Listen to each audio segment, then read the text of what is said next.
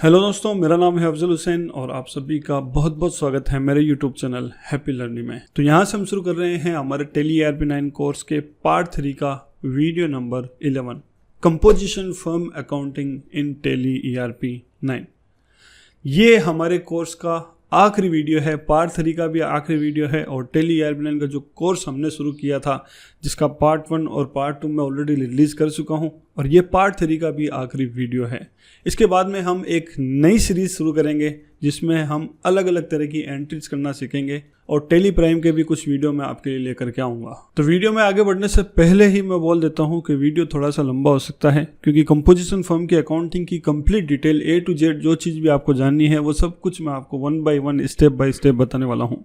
तो अगर आप कंपोजिशन फर्म के बारे में कंप्लीटली जानना चाहते हैं तो इस वीडियो को शुरू से लेकर के एंड तक जरूर देखें। तो चलिए वीडियो को शुरू करते हैं।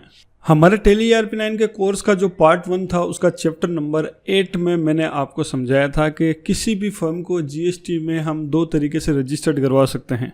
पहली है रेगुलर फर्म और दूसरा है कंपोजिशन फर्म। अब रेगुलर फर्म और कंपोजिशन फर्म में क्या डिफरेंस है, ये अगर आप कंप्लीटली डिटेल में देखना चाहते हैं तो लिंक वीडियो के डिस्क्रिप्शन में मिल जाएगी और ऊपर आई बटन पर भी मिल जाएगी। डिटेल में जानने के लिए आप वो वीडियो देख सकते हैं।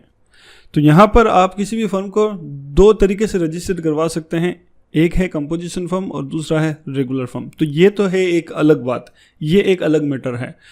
एक बात और है जो मैं आपको बता देता हूँ कि टैली ERP9 में किसी भी फर्म का, चाहे वो रेगुलर फर्म है या फिर कंपोजिशन फर्म है, आप चाहें तो उस फर्म का काम जो है 2 तरीके से कर सकते हैं। पहला है अकाउंट्स विथ इन्वेंट्री और दूसरा है अकाउंट्स ओनली। अब अकाउंट्स विथ इन्वेंट्री और अकाउंट्स ओनली में क्या फ़र्क है, ये भी मैं आपको चैप्टर नंबर 15 में अच्छे से समझा चुका हूँ। वीडियो अगर आप डिटेल में देखना चाहते हैं तो लिंक वीडियो के डिस्क्रिप्शन में मिल जाएगी और ऊपर आई बटन पर भी मिल जाएगी, आप चाहें तो देख सकते हैं डिटेल में समझने के लिए। तो आगे बढ़ने से पहले आप इस चीज़ को अच्छे से समझ लीजिए कि ये दोनों अलग अलग मैटर हैं। यानी GST में जो फर्म आपने रजिस्टर्ड करवाई है वो रेगुलर में करवाई है या फिर कंपोजिशन में करवाई है, ये एक अलग मैटर है। और आप किसी फर्म का काम अकाउंट्स विथ इन्वेंट्री में करते हैं या फिर अकाउंट्स ओनली में करते हैं, ये एक अलग मैटर है। ये दोनों ही अलग अलग मैटर हैं। और रेगुलर फर्म की अकाउंटिंग का काम कैसे किया जाता है ये मैं आपको डिटेल में समझा चुका हूँ। अकाउंट्स विथ इन्वेंट्री में काम कैसे किया जाता है ये भी मैं आपको कम्प्लीटली समझा चुका हूँ। और अकाउंट्स ओनली में कोई भी काम कैसे किया जाता है ये भी मैं आपको पार्ट 3 के वीडियो नंबर 9 में अच्छी तरीके से समझा चुका हूँ। अब बचता है कंपोजिशन फर्म का मैटर। कंपोजिशन फर्म क्या होती है, इसका अकाउंटिंग का काम हम कैसे कर सकते हैं, ये मैं आपको आज के वीडियो में बताने वाला हूँ। पहली बात, अगर किसी भी फर्म का टर्नओवर 1.5 करोड़ से कम होता है, यानी सालाना बिक्री जो है 1.5 करोड़ से कम होती है, तो आप उस फर्म को कंपोजिशन में रजिस्टर्ड करवा सकते हैं अगर आपकी मर्जी है तो, और वरना अगर आप रेगुलर में भी करवाना चाहें तो करवा सकते हैं। अगर किसी फर्म का टर्नओवर 1.5 करोड़ से कम है तो आप उस फर्म को कंपोजिशन में रजिस्टर्ड करवा सकते हैं।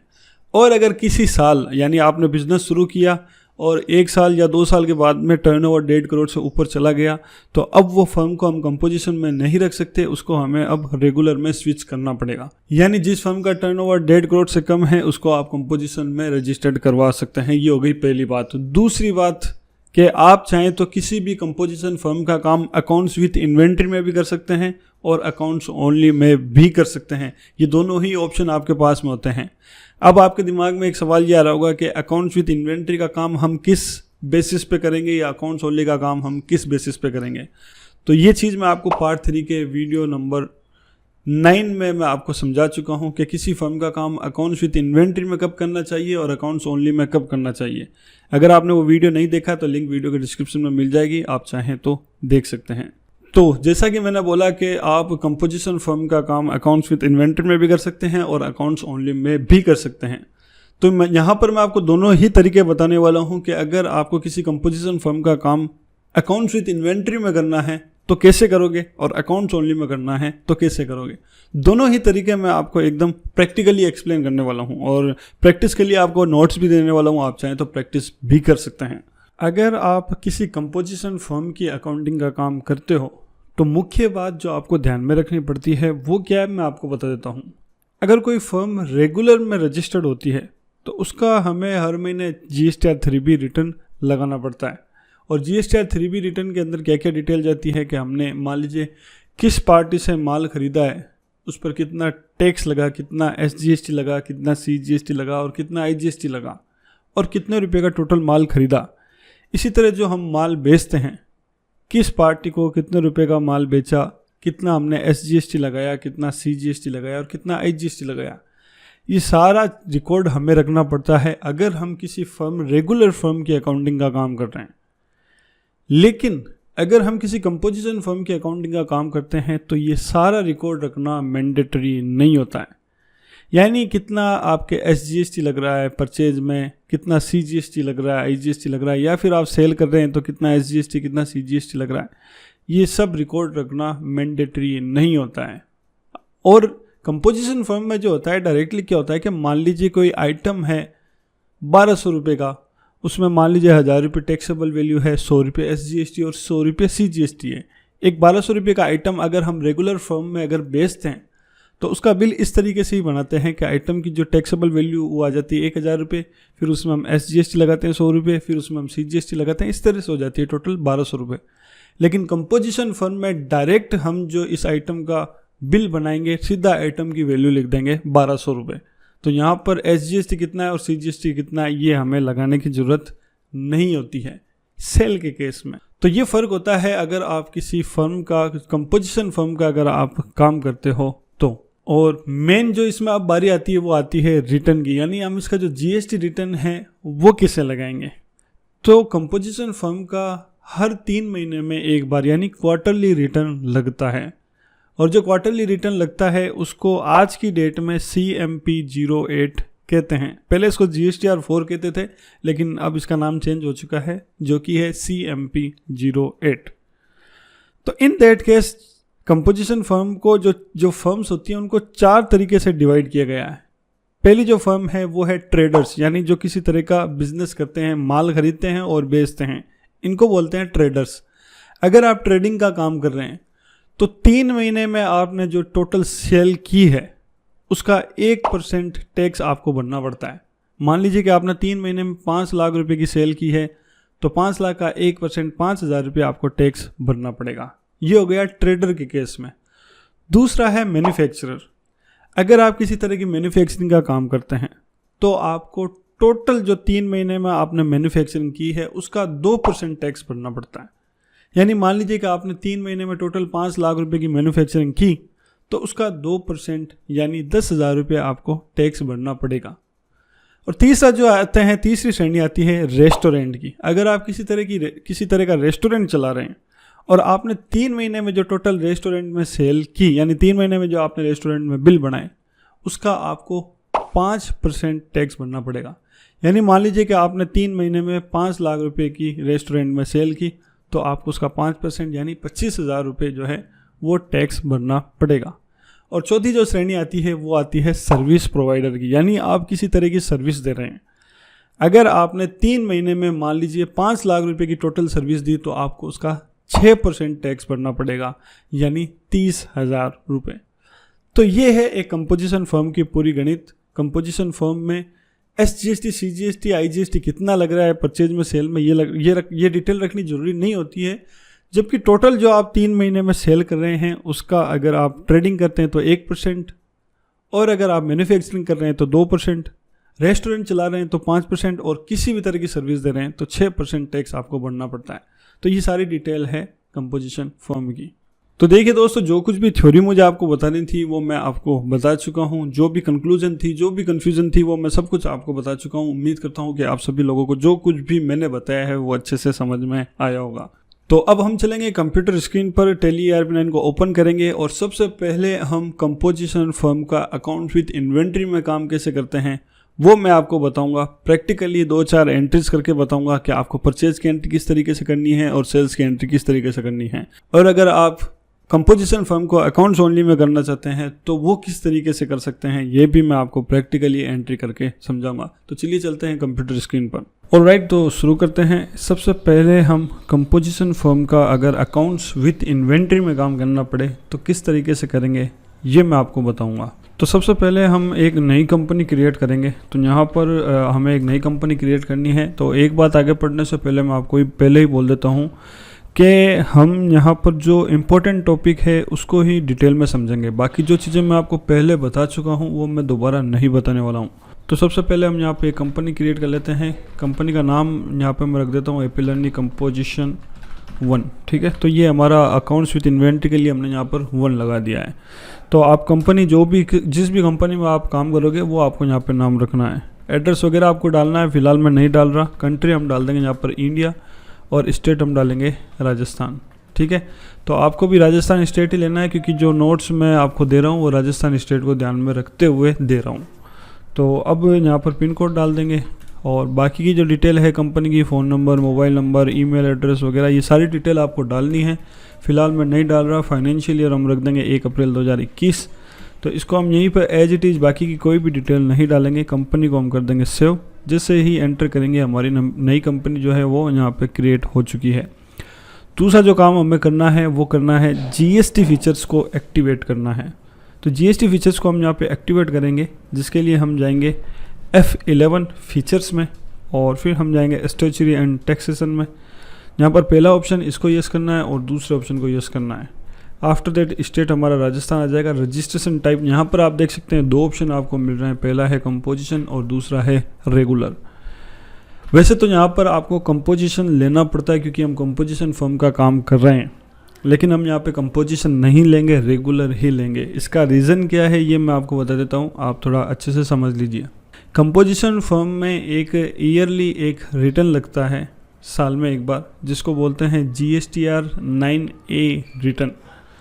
उस रिटर्न के अंदर हमसे ये डिटेल मांगी जाती है कि आपने जो पूरे साल में माल ख़रीदा है वो किस पार्टी से ख़रीदा है, कितना % टैक्स का माल ख़रीदा है, यानी 5% का, 12 का या 18 का, 28 का, कितने रुपए का ख़रीदा है, कितना % टैक्स का ख़रीदा है, उस पर SGST कितना था, CGST कितना था।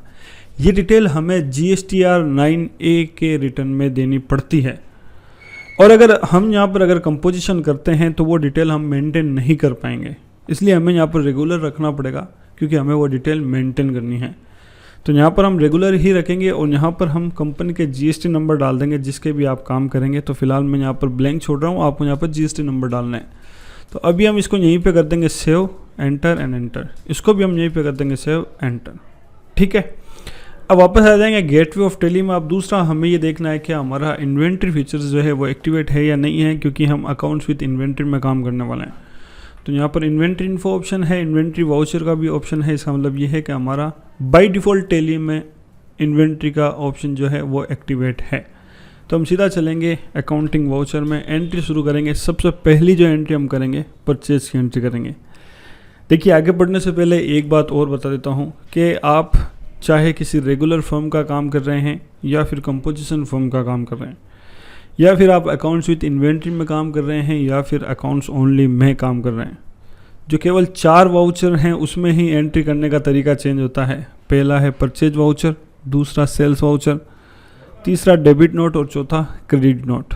इन 4 वाउचर के अलावा जो वाउचर हैं जैसे कॉन्ट्रा, पेमेंट, रिसिप्ट और जनरल वाउचर, इसमें तरीका सभी में सेम रहेगा एंट्री करने का, किसी में भी चेंज नहीं होने वाला है।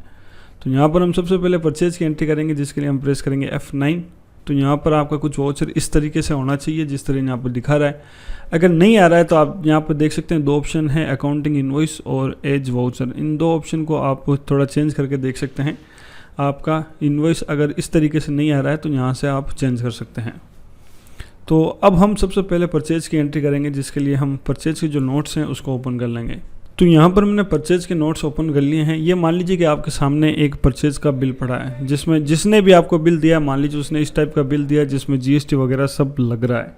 और जैसा कि मैंने आपको शुरू में ये बोला था कि जब आप कंपोजिशन फर्म का काम करते हैं तो आपको GST मेंटेन करना ज़रूरी नहीं होता, यानी कि इस पर कितना GST लग रहा है, कितना टैक्स लग रहा है, ये आपको मेंटेन करना ज़रूरी नहीं है। और जैसा कि अभी मैंने आपको बोला कि जो GSTR 9A रिटर्न होता है उसमें हमें ये डिटेल देनी पड़ती है कि जो माल आप खरीद रहे हो वो किस पार्टी से खरीद रहे हो, कितना टैक्स का खरीद रहे हो, कितने रुपए का खरीद रहे हो, उसमें SGST और CGST कितना लग रहा है। इसलिए हमें केवल परचेज की जो एंट्री हम कर रहे हैं, केवल परचेज की एंट्री में हम ये सारी डिटेल जो है मेंटेन करेंगे। यानी हमने कौन सा आइटम कितने % टैक्स का खरीदा, कितने रुपए का खरीदा, उस पर कितना SGST लगा, कितना CGST लगा। परचेज के केस में हमें ये मेंटेन करना पड़ेगा।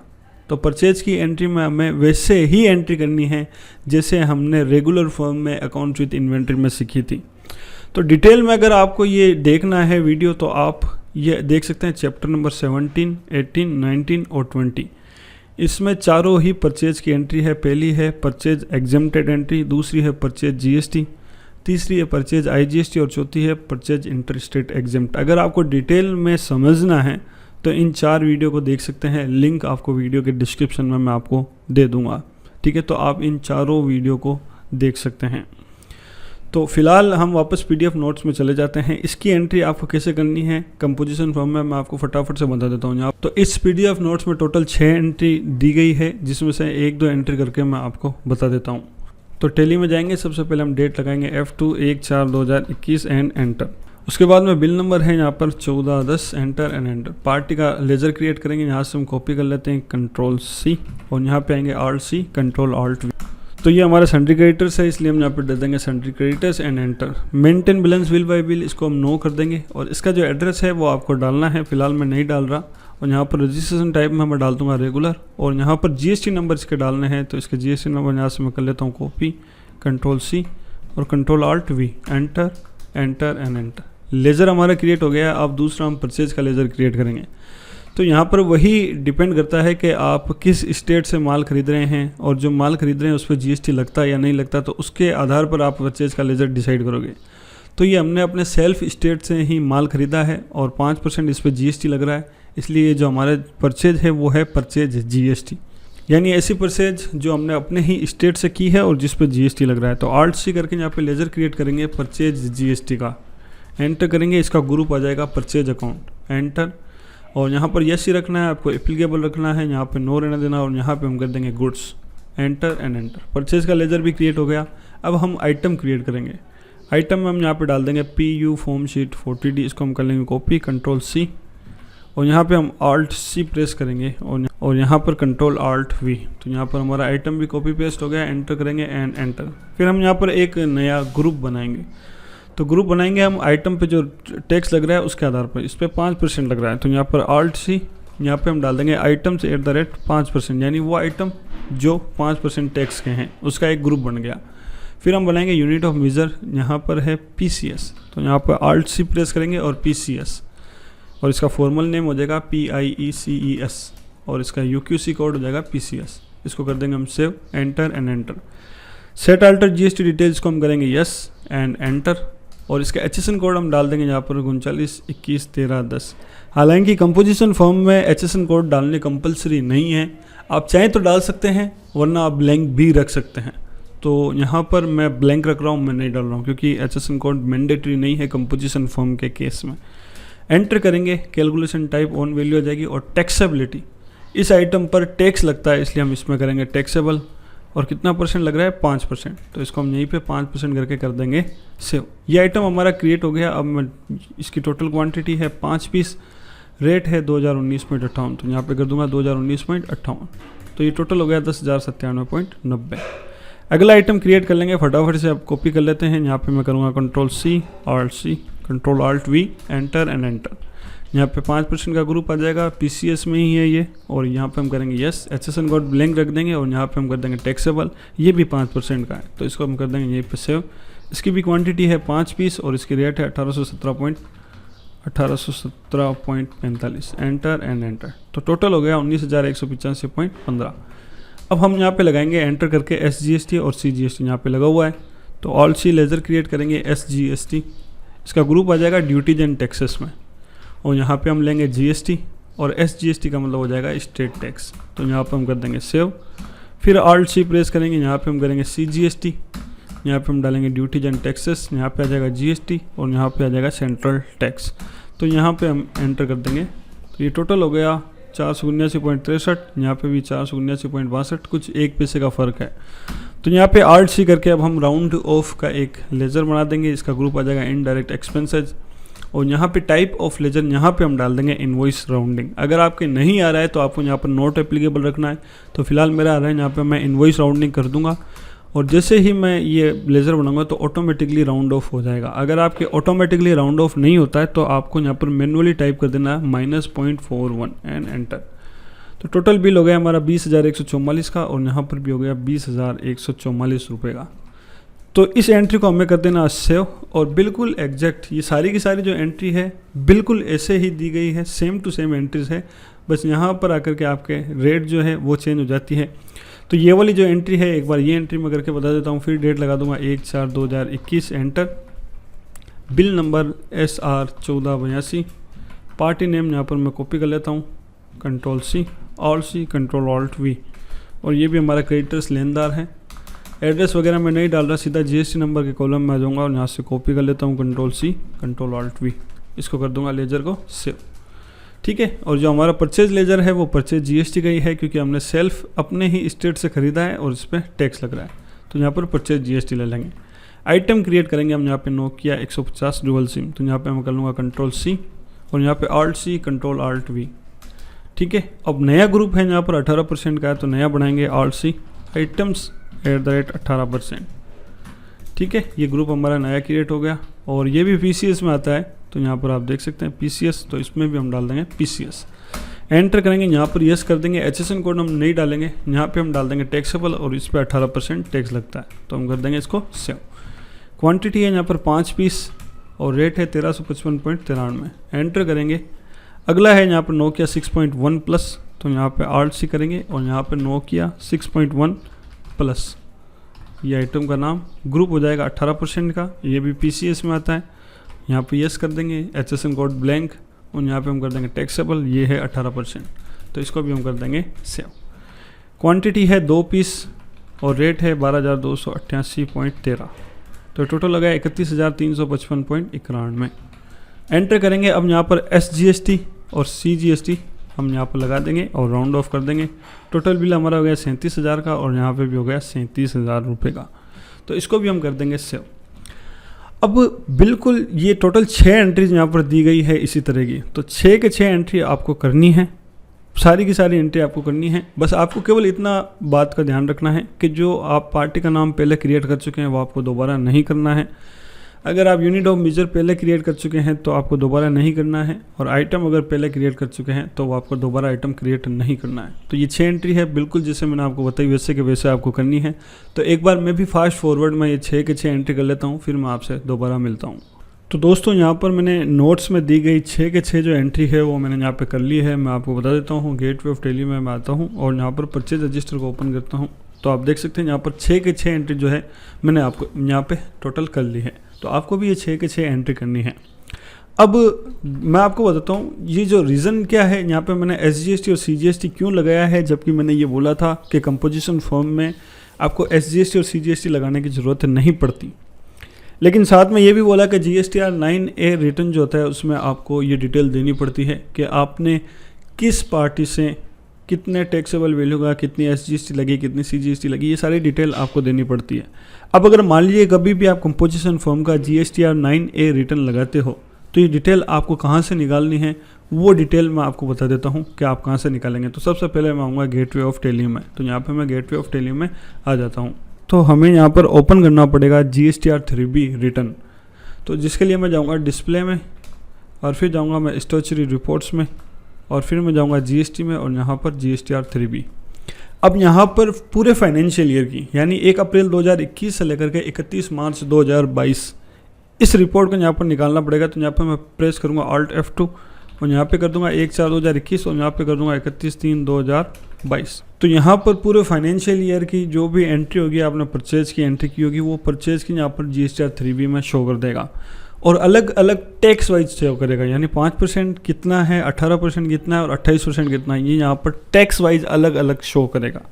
और आपसे GSTR 9A में जो डिटेल मांगी जाएगी उसमें ये मांगा जाएगा कि आप अलग अलग रेट वाइज बताइए, यानी 5% का आपने किस पार्टी से कितने रुपए का माल खरीदा, 18% का आपने किस पार्टी से कितने रुपए का माल खरीदा और 28% का आपने किस पार्टी से कितने रुपए का माल खरीदा, ये आपसे अलग अलग डिटेल मांगी जाएगी।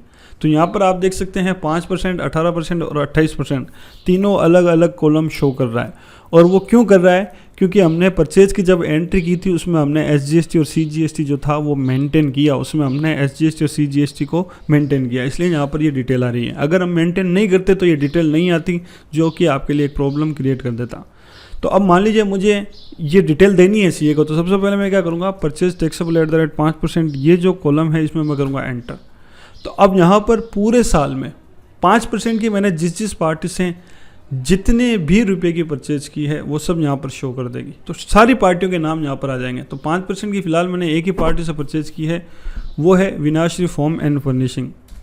तो यहाँ पर अगर जैसे ही मैं एंटर करूँगा तो अब यहाँ पर आप देख सकते हैं, यहाँ पर डेट भी आ रही है, पार्टी का नाम भी आ रहा है, उसके GST नंबर भी आ रहे हैं, बिल नंबर भी आएगा, और जो टैक्सेबल वैल्यू है जो SGST और CGST है वो सब आएगा, और यहाँ पर नीचे टोटल भी आ जाएगी।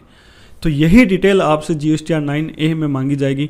इसको हम क्या करेंगे, आप चाहें तो इसको एक्सेल में एक्सपोर्ट कर सकते हैं। यहाँ पे हम जाएंगे एक्सपोर्ट, और एक बार हम बैक स्पेस प्रेस करेंगे, यहाँ पे मैं करेंगे एंटर, और यहाँ पे हमें लेना है एक्सेल, और जिस भी लोकेशन पे आप एक्सपोर्ट करना चाहते हैं वो लोकेशन आपको यहाँ पे देनी है, और फिर इस फाइल का नाम चेंज कर सकते हैं। फॉर एग्जांपल यहाँ पर मैं कर देता हूँ परचेज एट द रेट 5%, यानी वो परचेज जो 5% की है। तो इसको मैं कर दूँगा सेव, और यहाँ पर ओपन एक्सपोर्टेड फाइल इसको मैं करूँगा यस, जिससे कि एक्सेल फाइल ओपन हो जाएगी, और मैं यहाँ पे कर दूँगा एंटर। तो जैसे ही एंटर करूँगा तो यहाँ पर आप देख सकते हैं ये एक्सेल फाइल ओपन हो गई है, जिसमें कंपनी का नाम आ रहा है, और यहाँ पे लिखा हुआ है purchase taxable at the rate 5%, 1 अप्रैल 2021 से 31 मार्च 2022 तक। अब यहाँ पर डेट आ रही है, पार्टी का नाम आ रहा है, GST नंबर आ रहे हैं, टैक्सेबल वैल्यू, SGST, CGST और टोटल से सब कुछ डिटेल आ रही है। जो डिटेल GSTR 9A में हमें देनी है वो यहाँ पर सारी डिटेल आ रही है, और इसी फाइल को आपको CA को भेज देना है, वो GSTR 9A रिटर्न लगा देगा। तो ये तो केवल हमने purchase taxable at the rate 5% की है। इसी तरह हमें, इसको मैं कर देता हूँ फिलहाल क्लोज, इसी तरह हमें 18% की भी देनी है। तो यहाँ पर आपको जैसे 18% की आप देख सकते हैं, यहाँ पर SR मार्केटिंग, जे इलेक्ट्रॉनिक और राजा इलेक्ट्रॉनिक, 3 पार्टियों से हमने 18% की परचेज की है। तो यहाँ पे हम क्या करेंगे, यहाँ पर ये जो लेज़र वाइज ऑप्शन दिख रहा है आपको, इस पर एंटर कर देना है, और यहाँ पे परचेज GST इस पर एंटर करना है। तो अब यहाँ पर आप देख सकते हैं सारी पार्टियों के डेट भी आ रही है, और यहाँ पर नाम भी आ रहा है, GST नंबर भी आ रहे हैं, बिल नंबर, और सारी जो टैक्सेबल वैल्यू SGST CGST है वो सब कुछ यहाँ पर आ रहा है। तो इसको भी हमें एक्सेल में एक्सपोर्ट कर लेना है, जैसे अभी हमने एक्सपोर्ट किया। इसी तरह हम 28% वाले पे आएंगे, और यहाँ पर परचेज GST में एंटर करेंगे। तो इस तरह यहाँ पर 28% की जो भी पार्टीज होगी उनका भी यहाँ पर डिटेल आ जाएगी। इसको भी आपको एक्सेल में एक्सपोर्ट करना है, और तीनों जो फाइलें हैं एक साथ 5% की, 12% की, 18% की या 28% की, ये आपको CA को भेज देनी है, और ये बोल देना है कि ये आपकी अलग अलग tax wise, party wise GST report है जो हमने परचेज की है। तो इस तरह GSTR 9A रिटर्न में आप ये सारी डिटेल भेज सकते हैं, अगर आप परचेज की एंट्री ऐसे करते हैं जैसे मैंने बताई है। तो ये था GSTR 9A रिटर्न का मसला। अभी परचेज का एक और मैटर है जो आपको क्लियर करना है, वो मैं आपको बता देता हूँ वो क्या है। तो यहाँ पर हम गेटवे ऑफ टैली में आएंगे, बैलेंस शीट को ओपन करेंगे, और यहाँ पर जो आपको मंथ वाइज क्या करना है, मंथ वाइज आपको रिपोर्ट निकालनी है। हर महीने एक जनरल एंट्री पास करनी है, और वो जनरल एंट्री क्या होगी मैं आपको बता देता हूँ। मान लीजिए कि हमें हर महीने का मैंने बोला, तो हमने अभी अप्रैल की एंट्री की है, तो हम यहाँ पर 1/4 से 30/4 करके एंटर कर देंगे, ठीक है। तो यहाँ पर आप 30/4 करेंगे तो शायद एंटर नहीं होगा, क्योंकि आपके एजुकेशनल मोड पर है, इसलिए आपका टैली एक्टिवेट नहीं है, इसलिए यहाँ पर 30/4 नहीं होगा। तो आप यहाँ पर 2/4/2021 कर देना एंड एंटर। तो यहाँ पर जो GST, SGST और CGST है, यहाँ पर हमने जो SGST और CGST लगाई है वो हमें परचेज के लेजर में ट्रांसफ़र करनी पड़ेगी। ये एक एंट्री हमें पास करनी पड़ेगी। तो जो यहाँ पर SGST और CGST आपको दिख रहा है वो हमें परचेज के लेजर में ट्रांसफ़र करनी है। और परचेज का लेजर हमने अभी कौन सा बनाया है, केवल एक ही बनाया है, वो है परचेज GST का। अगर मान लीजिए यहाँ पर परचेज IGST होता तो जो IGST की वैल्यू है वो हमें परचेज IGST के लेजर में ट्रांसफ़र करनी पड़ेगी। तो यहाँ पर बैलेंस शीट ओपन करेंगे, डेट हम लगाएंगे 1/4/2021 और यहाँ पर 2/4/2021। आपको पूरा मंथ ही लगानी है 30 अप्रैल। एंटर करेंगे और यहाँ पर ड्यूटीज एंड टैक्सेस के कॉलम में आएंगे और ये जो GST वैल्यू है इसको हम नोट कर लेंगे। यहाँ पर आप किसी भी पेपर में लिख लेना CGST कितनी है और SGST कितनी है, ये आपको नोट कर लेनी है। तो मैं एक बार नोट कर लेता हूँ, ये मैंने यहाँ पर नोट कर ली। तो अब आऊँगा मैं गेटवे ऑफ टैली पे, अकाउंटिंग वाउचर में जाऊँगा और 30 अप्रैल को, यानी जब महीना एंड होता है, जो भी लास्ट तारीख होगी मंथ की, वो तारीख मैं यहाँ पे लगा दूंगा और जनरल वाउचर ओपन करूँगा, ठीक है। और डेबिट करूँगा मैं परचेज जीएसटी लेजर को, यानी जो हमारा एसजीएसटी और सीजीएसटी है वो हमें परचेज जीएसटी में ट्रांसफ़र करना है। यहाँ पर नेम ऑफ आइटम आपसे पूछेगा, कुछ भी नहीं डालना है, एंटर कर देना है। तो यहाँ पर टोटल एसजीएसटी और सीजीएसटी की टोटल जो वैल्यू है वो हमें यहाँ पे डालनी है। तो एसजीएसटी की है 19,694.87 और प्लस 19,694.87 ये है सीजीएसटी। तो यहाँ पे हम कर देंगे एंटर। तो टोटल जो वैल्यू है वो हो गई 39,399.74। क्रेडिट कर देंगे हम एसजीएसटी को कितने रुपये से, 19,694.87 से। तो यहाँ पर आप देख सकते हैं एसजीएसटी जो वैल्यू है वो 0 हो गई है। और अब हम यहाँ पर क्रेडिट कर देंगे सीजीएसटी को सेम अमाउंट से। तो आप यहाँ पर ये भी देख सकते हैं कि सीजीएसटी की वैल्यू जो है वो 0 हो गई है। तो जैसा कि मैंने आपको शुरू में ये बोला था कि कंपोजिशन फर्म में जो एसजीएसटी सीजीएसटी है उसको मेंटेन नहीं किया जाता, यानी कंपोजिशन फर्म में अगर आप अकाउंटिंग का काम कर रहे हैं तो आपके जो इनपुट लग रही है वो आपको इनपुट नहीं मिलेगी।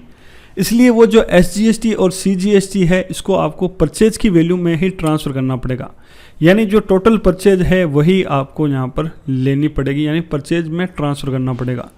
तो इसका मैं एक बार आपको पीडीएफ नोट्स ओपन करता हूँ, इसको मैं और इजी लैंग्वेज में समझाता हूँ। आप इस बिल को देखिए, इस बिल के अकॉर्डिंग मैं आपको समझाता हूँ कि जनरल एंट्री पास करने का मेरा क्या मकसद है। हमने जो कंपोजिशन की अभी एंट्री की है परचेज की, उस परचेज के अकॉर्डिंग इस बिल की हमने परचेज जो बताई है, परचेज वैल्यू वो बताई है 19,185.15 की, और ये एसजीएसटी और सीजीएसटी जो है वो अलग अलग शो की है, ठीक है। और जबकि कंपोजिशन फॉर्म में क्या होता है कि जो भी आपका बिल आ रहा है, जो टोटल वैल्यू है 20,144, इसी को ही हम परचेज कहते हैं, यही हमारी परचेज वैल्यू है।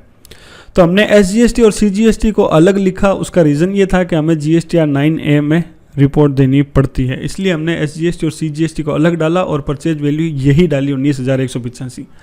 तो हमने जनरल एंट्री पास करने से जो हमने जनरल एंट्री पास की है उसमें हमने क्या किया है, 479.62 और 479.62, ये जो 800 या 900 रुपये की वैल्यू है उसको हमने वापस इस 19,185.15 में ट्रांसफ़र कर दिया, जिससे कि हमारी टोटल अब परचेज की वैल्यू हो गई 20,144, जैसा कि किसी भी कंपोजिशन फॉर्म में होनी चाहिए। तो ये है मेरी जनरल एंट्री पास करने का मकसद। जो हमारी एसजीएसटी सीजीएसटी जो हमने अलग निकाल दी थी उसको वापस हमने परचेज में ट्रांसफ़र कर दिया, जिससे कि हमारी अब टोटल परचेज जो है वो हो गई है 2,30,497.22 की, जो कि होनी चाहिए। तो अगर आप ये वाली जो टोटल इन 6 बिल की ये जो टोटल है 20,144 और ये 10,853, ये सारी अगर आप परचेज को टोटल करोगे, इन ये जो टोटल वैल्यू का अगर आप टोटल करोगे 6 बिल की, तो टोटल वैल्यू यही आएगी 2,30,497 रुपये। तो इसको हम यहाँ पे कर देंगे सेव, और ये आपको करनी है हर महीने, ये जनरल एंट्री पास करनी है हर महीने, यानी 30 अप्रैल को, फिर उसके बाद में मई की जो एंट्री है 31 मई को, जो मंथ टू मंथ है वो आपको एंट्री ट्रांसफ़र करनी है। तो यहाँ पे मैं कर दूंगा सेव। तो यहाँ पर हमारा परचेज़ का जो मैटर है वो क्लियर होता है। अब हम करेंगे सेल की एंट्री। तो यहाँ पर मैंने सेल की एंट्री के लिए सेल का वाउचर जो है वो ओपन कर लिया है। अब आप इसमें देखेंगे सेल में कहीं पर भी ना तो यहाँ पे HSN कोड मैंने लगाए हैं, ना GST रेट लगाई है, ना SGST लगाया और ना ही CGST लगाया। टोटल डायरेक्ट जो है वो लिख दिया 14,100, यानी जो भी टोटल आइटम की वैल्यू है वो सीधी यहाँ पर लिखी हुई है। और आपको कंपोजिशन फॉर्म में इसी तरह के बिल ही मिलेंगे। कंपोजिशन फॉर्म में जब सेल की जाती है तो उसमें SGST और CGST नहीं लगाया जाता है, सीधा जो डायरेक्ट आइटम की टोटल वैल्यू है, यानी अगर 1,200 रुपये का हमने आइटम बेचा तो सीधा 1,200 रुपये ही लिख दिया जाता है। तो ये एक एंट्री मैं आपको पास करके बता देता हूँ। सबसे पहले हम डेट लगाएंगे 1 अप्रैल, तो यहाँ पे 1/4 और वाउचर ओपन हम कर लेंगे सेल्स का। बिल नंबर हो जाएगा 001, एंटर। पार्टी नेम यहाँ पे लिखा हुआ वीना, तो यहाँ पर लेज़र क्रिएट करना, अगर केस लिखा हुआ था तो हम केस डाल देते, तो यहाँ पे हम करेंगे वीना। और यहाँ पे ये हमारा डेटर्स है, सन्डे डेटर्स। एड्रेस वगैरह हम नहीं डाल रहे, GST नंबर इसके नहीं है, तो ये हमारा कस्टमर है, तो यहाँ पे हम डाल देंगे कंज्यूमर, एंटर कर देंगे। इसको हम कर देंगे सेव, और सेल्स का हम लेज़र बनाएंगे। यहाँ पर अब आप देख सकते हैं कि हमने कोई भी GST नहीं लगाया है, तो यहाँ पर सेल्स GST का लेज़र बनने का कोई भी सवाल ही नहीं है। यहाँ पर लेज़र एक ही लेज़र बनेगा, और वो लेज़र RC क्रिएट, यहाँ पे RC प्रेस करेंगे, या तो आप बना सकते हैं सेल्स, केवल यही सेल्स का नाम, लेज़र का नाम, और या फिर आप बना सकते हैं सेल्स अंडर कंपोजिशन, ये आप लिख सकते हैं। तो यहाँ पर मैं लिख दूंगा सेल्स, और इसका ग्रुप चला जाएगा सेल्स अकाउंट। और यहाँ पर आप जो देख रहे हैं इज जीएसटी एप्लीकेबल, इसको हम कर देंगे नॉट एप्लीकेबल। नहीं, कंपोजिशन में जो सेल की जाती है उसमें जीएसटी एप्लीकेबल नहीं है, तो यहाँ पे हम कर देंगे नॉट एप्लीकेबल। अब नेम ऑफ आइटम यहाँ पर है PU फॉर्म शीट 40D, तो यहाँ पे आप आइटम जो हमने पहले से क्रिएट किए हुए हैं तो हम यहाँ पे सेलेक्ट करके एंटर कर देंगे। क्वांटिटी हमने दी है 3 पीस और 1 पीस की जो रेट है 2500 रुपये। और इसी तरह अगला जो आइटम है वो है 32D का PU फॉर्म शीट, क्वांटिटी हमने सेल की है 3 पीस, 1 पीस की रेट है 2200 रुपये। तो ये टोटल बिल हमारा हो गया 14,100 रुपये का और यहाँ पर भी हो गया 14,100 रुपये का। बिल्कुल ऐसे ही आपको कंपोजिशन फॉर्म में जो सेल्स की एंट्री है एग्जैक्ट ऐसे के ऐसे करनी है, कोई भी चेंजेस नहीं है, बहुत ही आसान एंट्री है। इसको हम कर देंगे सेव। और इसी तरह अब ये दूसरी एंट्री है वो है 2 अप्रैल की, तो यहाँ पर मैं डाल देता हूँ 2/4 और बिल नंबर 002। यहाँ पर पार्टी का नाम जो है वो सत्येंद्र पाल, तो यहाँ पर हम लेजर क्रिएट करेंगे RC सत्येंद्र पाल और यहाँ पे हम डाल देंगे सन्डी डेटर्स और एड्रेस वगैरह हम नहीं डाल रहे, ये भी हमारा कंज्यूमर है तो यहाँ पे हम डाल देंगे कंज्यूमर। सेव कर देंगे इसको। सेल्स का लेजर फिर वही आ जाएगा सेल्स। आइटम यहाँ पे है 40D PU form sheet 40D, quantity है 3 पीस, रेट है 2500 रुपये। और अगला आइटम है PU फॉर्म शीट 20D, तो आइटम हम यहाँ पे ऑलरेडी क्रिएट कर चुके हैं, सीधा लिस्ट में से हम ले लेना है। 3 पीस 1650 रुपये, ये भी हमारा 12,450 का ये टोटल बिल होता है। तो यहाँ पर गलती से 12,500 डाला हुआ है, तो यहाँ पर आपको 12,450 ही मानना है। तो इसको हम कर देंगे सेव, कंट्रोल A। तीसरी एंट्री की तरफ बढ़ेंगे। अगली जो एंट्री है वो 1 मई की है, तो हम डेट चेंज करेंगे 1/5। बिल नंबर है 003, पार्टी नेम है नरेंद्र सिंह, तो यहाँ पे RC नरेंद्र सिंह, ठीक है। और यहाँ पे हम सन्डी डेटर्स एड्रेस वगैरह नहीं डालेंगे। और यहाँ पर ये भी कंज्यूमर है तो हम कंज्यूमर ले लेंगे, सेव कर देंगे। और यहाँ पे हम डाल देंगे सेल्स। यहाँ पर 150 dual SIM Nokia 150 dual SIM, ये जो आइटम है 2 पीस, एक है 1700 रुपये का। अगला है नोकिया 6.1 प्लस, नोकिया 6.1 प्लस, इसको हमने दिए 2 पीस, एक है 14,500 रुपये का। तो टोटल लगा 32,400, ये भी 32,400, इसको हम कर देंगे सेव। अगली एंट्री करेंगे 2 मई की, फिर है 019 बिल नंबर। और यहाँ पर जय सिंह, अब यहाँ पर आप देख सकते हैं लिखा हुआ आगे कैश, यानी ये कैश में है, तो हम यहाँ पर सीधा डाल देंगे कैश। और इसका जो बायर नेम है वो यहाँ पर हम लिख देंगे जय सिंह, ठीक है। और ये भी हमारा कंज्यूमर है तो यहाँ पर हम कंज्यूमर डाल देंगे। और यहाँ पे आ जाएगा सेल्स। पैनासोनिक P100 आइटम का नाम, क्वांटिटी है 2 पीस, एक की रेट है 5500 रुपये। अगला है पैनासोनिक P101, क्वांटिटी है 2 पीस, एक की रेट है 10,000 रुपये। तो ये टोटल 31,000 रुपये का बिल हो गया और ये भी हो गया 31,000 का। अगला बिल है 1/6 का, बिल नंबर है 020, पार्टी नेम है हरी कम्युनिकेशन। यहाँ पर आप देख सकते हैं इसका GST नंबर दिए हुए हैं। तो यहाँ पर अब हम इस पार्टी का लेजर क्रिएट कर लेते हैं RC हरी कम्युनिकेशन और ये हो जाएगा सन्डी डेटर्स। एड्रेस वगैरह मैं नहीं डाल रहा, सीधा GST नंबर के कॉलम में आऊँगा और यहाँ पे मैं करूँगा कॉपी, कंट्रोल C। यहाँ पे आपको रेगुलर लेना है, कंट्रोल Alt V, इसको हम कर देंगे सेव, कंट्रोल A। यहाँ पे आ जाएगा सेल्स। आइटम का नाम सैमसंग डेट 10 SE, तो यहाँ पे हम ले लेते हैं सैमसंग डेट 10 SE, क्वांटिटी 1 पीस, रेट है 35,000 रुपये। और अगला है सैमसंग 2 टन SE, तो यहाँ पे हम ले लेंगे सैमसंग 2 टन SE, क्वांटिटी है 1 पीस, रेट है 39,000 रुपये। तो यहाँ पे सही कर देते हैं 39,000। टोटल हो गया 74,000 का और यहाँ पे भी हो गया 74,000। एक आखिरी बिल और है, उसकी भी हम एंट्री कर लेते हैं 2/6 बिल नंबर 21, पार्टी नेम यहाँ पर है अरविंद कुमार, लेजर क्रिएट कर लेते हैं अरविंद कुमार, ये सन्डी डेटर्स में आ जाएगा और ये आ जाएगा कंज्यूमर, इसको हम कर देते हैं सेव। सेल्स का लेजर आ जाएगा सेल्स। और यहाँ पर है गोदरेज फ्रिज C21 1 पीस और रेट है 13,500। तो ये हो गई 6 के 6 एंट्री, इसको मैं कर देता हूँ सेव। बिल्कुल ये जो मैंने आपको प्रैक्टिस नोट्स दिए हैं ऐसे कैसे जैसे मैंने एंट्री की है वैसे ही आपको करनी है, कहीं पर भी HGST CGST नहीं लगाना है, टोटल आइटम की वैल्यू लिख देनी है। तो यहाँ पर हो गई सेल्स की एंट्री अप्रैल, मई और जून की, यानी 3 महीने की। अब जैसा कि मैंने आपको बताया कि कंपोजिशन फर्म में आपको क्वार्टरली रिटर्न लगाना पड़ता है, यानी अप्रैल मई जून का जो है एक रिटर्न लगेगा। अब मान लीजिए कि आपका अप्रैल मई जून निकल चुका है और अब आपको जो है कंपोजिशन फर्म का CMP 08 रिटर्न लगाना है, तो वो आप किससे लगाएंगे? उसके लिए आप गेटवे ऑफ टेली पर आएंगे और आप ओपन करेंगे sales register, display accounts book and sales register. तो यहाँ पर शॉर्टकट है DAS। तो ये हमारी आप देख सकते हैं मंथ वाइज सेल, अप्रैल, ये मई और ये जून। तो यहाँ पर हम क्या करेंगे, पीरियड चेंज करेंगे, Alt F2 करेंगे 1/4/2021 से 30 जून 2021 एंड एंटर। तो जैसे ही आप एंटर करेंगे तो केवल अप्रैल, मई और जून की सेल आपके सामने आ जाएगी और टोटल सेल यहाँ पर आप देख सकते हैं 1,77,450 रुपये है। तो इसका आपको PDF सेव करना है, Alt P यहाँ पर प्रेस करना है और यहाँ पर आपके ऑप्शन आएगा माइक्रोसॉफ्ट प्रिंट टू PDF। अगर नहीं आए तो यहाँ पर आपको Alt S प्रेस करना है। तो यहाँ पर आपको देख सकते हैं अगर आपका कोई प्रिंटर है तो वो भी आ जाएगा और यहाँ पर माइक्रोसॉफ्ट प्रिंट टू PDF इसको आपको सेलेक्ट करके एंटर कर देना है, यहाँ पे ओके कर देना है और यहाँ पे हम करेंगे एंटर। और इसको किसी भी लोकेशन पर आप इसको सेव कर लेंगे, जैसे यहाँ पर मैं डेस्कटॉप पे सेव कर लेता हूँ और यहाँ पे मैं लिख लेता हूँ CMP 08 अप्रैल टू जून 2021 और इसको कर देंगे हम सेव।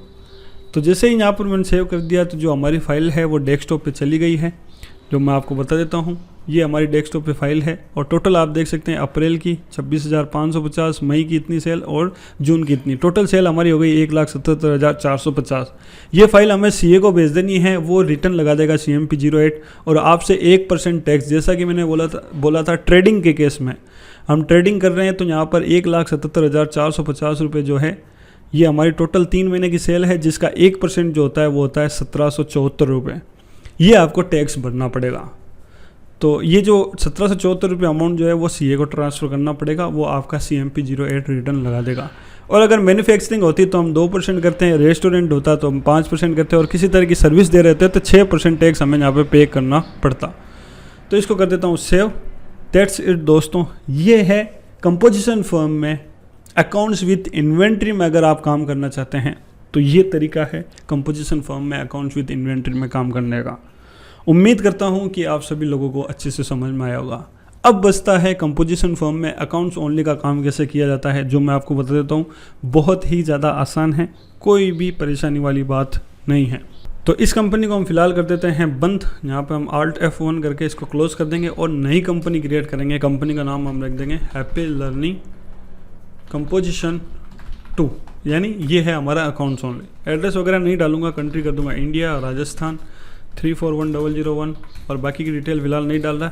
इसको हम कर देंगे यहीं पे सेव एंड एंटर। तो यहाँ पर ये हमारी कंपनी क्रिएट हो चुकी है। अब वही हमें सबसे पहले GST फीचर्स को एक्टिवेट करना है। F11 स्टैट्यूटरी एंड टैक्सेशन, यहाँ पे यस एंड यहाँ पे भी यस और यहाँ पर हम रेगुलर रखेंगे और यहाँ पर 08 जो भी GST नंबर है कंपनी के वो डाल देंगे और इसको हम कर देंगे सेव और इसको भी हम यहाँ पे कर देंगे सेव। दूसरा, हमें अकाउंट्स ओनली फीचर्स को एक्टिवेट करना है क्योंकि by default accounts with inventory features activate होता है, जिसके लिए हम जाएंगे अकाउंटिंग फीचर में और पहले नंबर पर ये ऑप्शन आपको मिलेगा मेंटेन अकाउंट्स ओनली, इसको यस कर देंगे और इसको हम कर देंगे सेव। तो दोनों ही काम हमने कर लिए हैं, अकाउंट ओनली फीचर्स भी एक्टिवेट कर लिया है और GST फीचर्स को भी एक्टिवेट कर लिया है। अब दोबारा से परचेज की एंट्री करके मैं आपको बता देता हूँ और एक सेल्स की एंट्री भी मैं आपको करके बता देता हूँ। तो यहाँ पर परचेज का जो नोट्स है उसको हम ओपन कर लेते हैं। अब जैसा कि आप सभी को पता है कि अकाउंट्स ओनली में जो आइटम है वो मेंटेन नहीं किया जाता है, यानी आइटम क्रिएट करना, यूनिट ऑफ मेजर क्रिएट करना ये ज़रूरी नहीं होता है। सीधा जो टैक्सेबल वैल्यू है वही हमें डालनी पड़ती है। तो इसकी एंट्री कैसे करेंगे? हालांकि ये जो चीज़ है मैं आपको, ये जो पार्ट 3 का वीडियो नंबर 9 है, ये आप देख सकते हैं 113 अकाउंट्स ओनली कंप्लीट ट्यूटोरियल इन टैली ERP9, 1 घंटे का ये वीडियो है। ये एंट्री आपको अकाउंट्स ओनली में किस तरीके से करनी है ये मैं आपको इस वीडियो में बता चुका हूँ। डिटेल में अगर आपको देखना है तो ये वीडियो आप देख सकते हैं, लिंक मैं आपको वीडियो के डिस्क्रिप्शन में दे दूंगा। तो फिलहाल मैं आपको समझा देता हूँ। यहाँ पर सबसे पहले हम डेट लगाएंगे टैली में, तो टैली को ओपन कर लेते हैं। यहाँ पर डेट लगाऊंगा, सबसे पहले अकाउंटिंग वाउचर में चले जाएंगे और सबसे पहले हम परचेज की एंट्री कर देंगे, F9 प्रेस करेंगे, डेट हमारी आ जाएगी 1/4/2021। बिल नंबर हम यहाँ पर डालेंगे, तो बिल नंबर है 1410 एंड पार्टी का नाम हम यहाँ से कर लेते हैं कॉपी, Ctrl+C और यहाँ पे Alt+C Ctrl+Alt+V और इसका जो ग्रुप आ जाएगा वो आ जाएगा सन्ड्री क्रेडिटर्स, क्योंकि ये हमारा लेनदार है। इसको हम करेंगे नो। एड्रेस वगैरह नहीं डालूंगा, सीधा मैं आ जाऊँगा रेगुलर में और इसका GST नंबर कॉपी कर लूँगा, यहाँ से Ctrl+C और यहाँ पे Ctrl+Alt+V। अब इसको मैं कर दूँगा सेव। अब देखिए यहाँ पर हमें आइटम जो है वो नहीं डालना है क्योंकि अकाउंट्स ओनली में आइटम नहीं डाला जाता, सीधा जो परचेज वाइज टैक्स वाइज जो एंट्री है वो करनी है। तो यहाँ पर ये जो हमारी जो परचेज है वो है 5% की, तो यहाँ पर हम लेजर क्रिएट करेंगे Alt+C परचेज GST @ 5% और इसको हम डाल देंगे परचेज अकाउंट में। ठीक है, यहाँ पर इज जीएसटी एप्लीकेबल, इसको एप्लीकेबल करना है। यहाँ पर सेट अल्टर जीएसटी डिटेल, इसको हमें करना है yes and enter. HSN code आपको डालने जरूरी नहीं है। नेचर ऑफ ट्रांजैक्शन में आपको डालना है परचेज टैक्सेबल, क्योंकि ये हमने जो परचेज की है वो अपने सेल्फ स्टेट से की है और जिस पर टैक्स लगता है। तो एंटर करेंगे और कितना % टैक्स लग रहा है 5%, तो 5% डाल के यहाँ पर एंटर कर देंगे और यहाँ पर आपको लेना है गुड्स, इसको हम कर देंगे सेव। एंड 5% की जो टोटल टैक्सेबल वैल्यू है वो है 19,185.15, तो यहाँ पे हम डाल देंगे 19,185.15 एंटर। फिर हम यहाँ पर SGST और CGST लग रहा है, तो यहाँ पर SGST और CGST का लेजर बनाएंगे ALT-C SGST और इसमें हम डाल देंगे ड्यूटीज एंड टैक्सेस। यहाँ पे हम डालेंगे GST और यहाँ पे हम डालेंगे स्टेट टैक्स, तो इसको हम कर देंगे सेव। इसी तरह CGST ALT-C CGST duties and taxes GST central tax, इसको हम कर देंगे सेव। और अब राउंड ऑफ का लेजर क्रिएट कर लेते हैं, राउंड ऑफ। यहाँ पे हम डाल देंगे इनडायरेक्ट एक्सपेंसेस और यहाँ पे इनवॉइस राउंडिंग, इसको हम कर देंगे सेव। तो ये आप देख सकते हैं टोटल बिल हो गया 20,144 का, यहाँ पे भी हो गया 20,144 का। पिछली बार जो हमने परचेज की एंट्री की थी उसमें हमने आइटम डाला था जिसको हम बोलते हैं अकाउंट्स विद इन्वेंट्री। अब की बार हमने आइटम नहीं डाला है, इसको हम बोलते हैं अकाउंट्स ओनली। तो ये फ़र्क है अकाउंट्स विद इन्वेंट्री और अकाउंट्स ओनली में। तो इसको हम कर देंगे सेव। इसी तरह दूसरी एंट्री जो है, एक एंट्री और करके आपको बता देता हूँ। यहाँ पर 1/4 सबसे पहले हम डेट लगाएंगे 1/4, बिल नंबर है 1520, पार्टी वही है विनाश रिफॉर्म, तो यहाँ पर विनाश रिफॉर्म और फिर वही 5% वाली परचेज है, तो यहाँ पर हम purchase GST at that 5%। Total taxable value है 10,336.14 और यहाँ पर SGST CGST और राउंड ऑफ, इसको हम कर देंगे सेव कंट्रोल A। तीसरी एंट्री और करके आपको बता देता हूँ 1/4, बिल नंबर है SR 1482, तो यहाँ पे डाल देता हूँ। पार्टी का नाम है SR मार्केटिंग, तो यहाँ पे डाल देता हूँ सन्ड्री क्रेडिटर्स और यहाँ पे एड्रेस वगैरह नहीं डालूंगा, इसके GST नंबर डाल देता हूँ सीधा ही कॉपी करके, control C control Alt V, इसको कर दूंगा मैं सेव कंट्रोल A।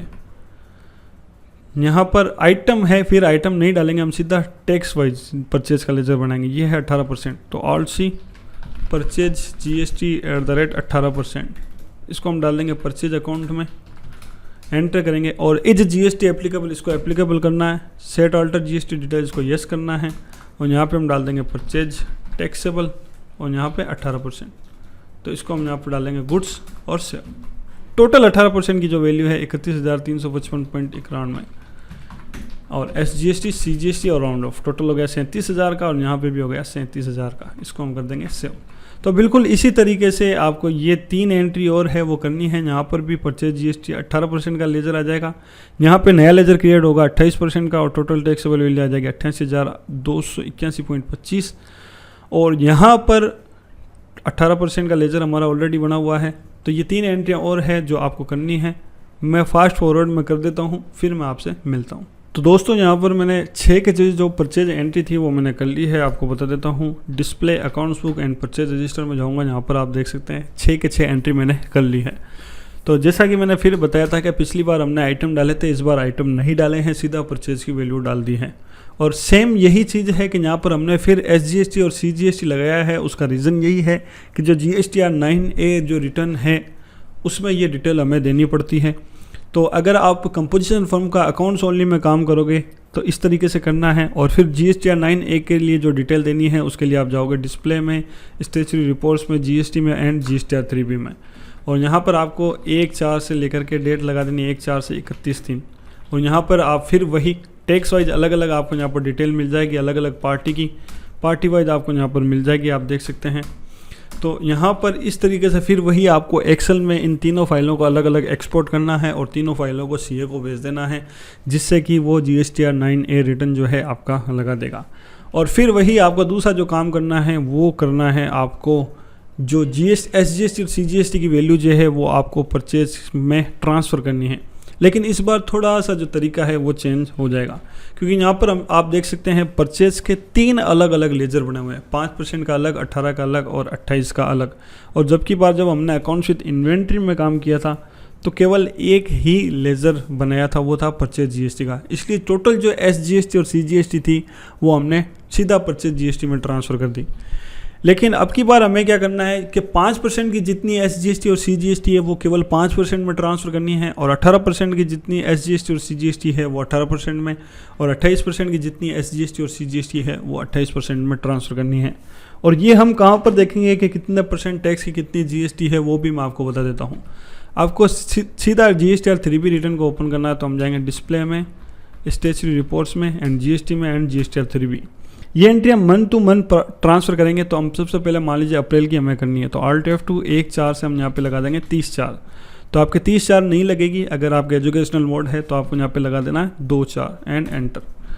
तो यहाँ पर आप देख सकते हैं 5% की जो टोटल टैक्सेबल वैल्यू है वो है 29,521 की, और 5% की केवल SGST है 738, और 5% की केवल CGST है 738।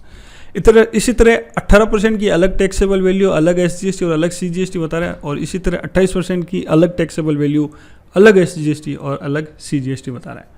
तो यहाँ पर ये आपको तीनों चीज़ों को नोट कर लेना है, और आपको नोट किस तरीके से करना है वो मैं आपको बता देता हूँ। आप पेन पेपर में कुछ इस तरीके से लिखेंगे, यहाँ पर हम 5% लिख देंगे, यहाँ पे 18% लिख देंगे, और यहाँ पर 28% लिख देंगे, और यहाँ पे हम लिख देंगे टोटल। ठीक है, तो 5% की जो SGST है वो है 738.03, 738.03, 738.03 CGST, और टोटल टैक्स जो हो गया वो हो गया 1476.06, तो 1476.06।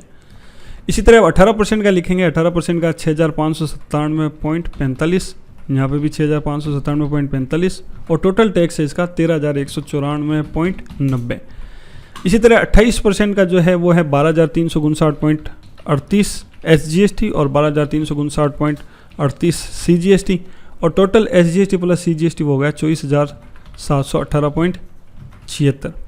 तो ये 5% की टोटल SGST CGST हो गई, ये 18% का टोटल टैक्स, और ये 28% का टोटल टैक्स। अब इसकी टोटल कर लेते हैं।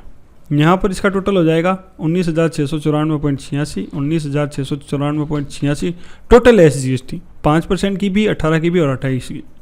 इसी तरह 19,694.86 टोटल CGST, और 39,399.72 टोटल टैक्स। ये इस तरीके से आपको किसी पेपर में नोट कर लेना है।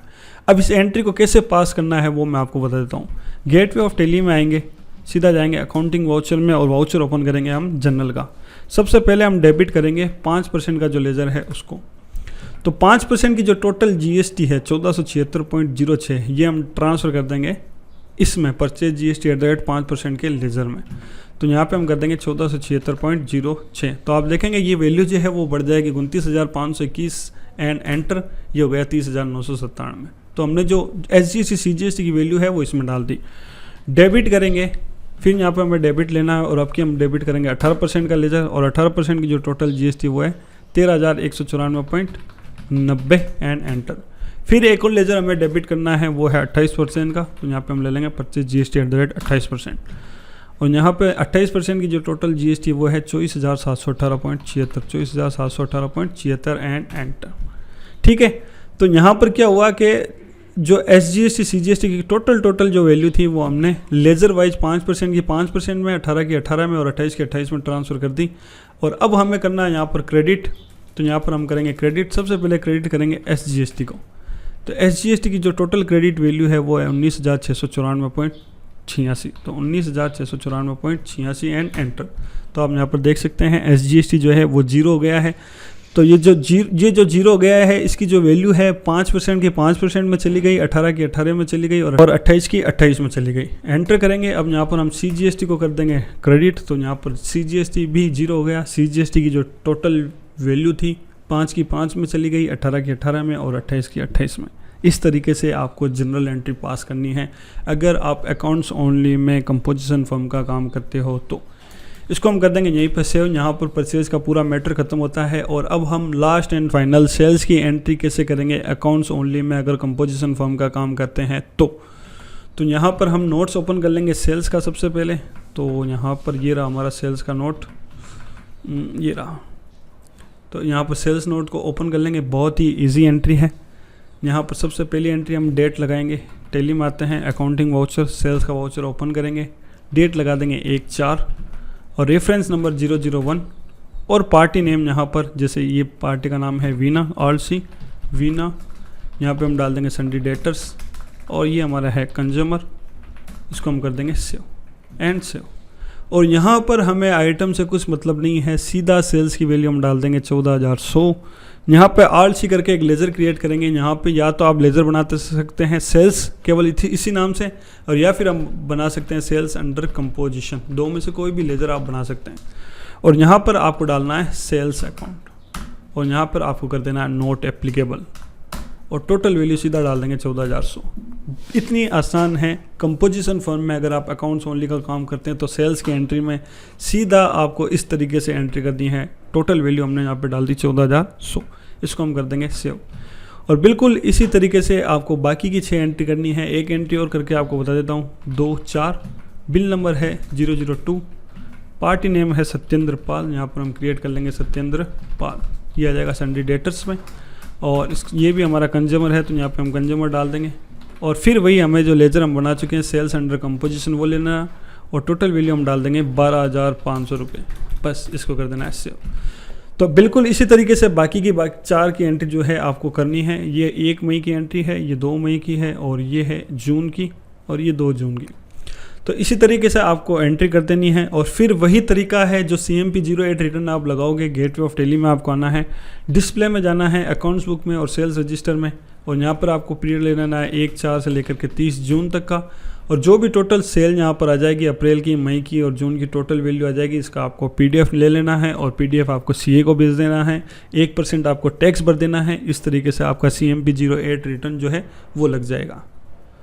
तो दोस्तों यहाँ पर ख़त्म होता है हमारा टेली ERP9 का कोर्स।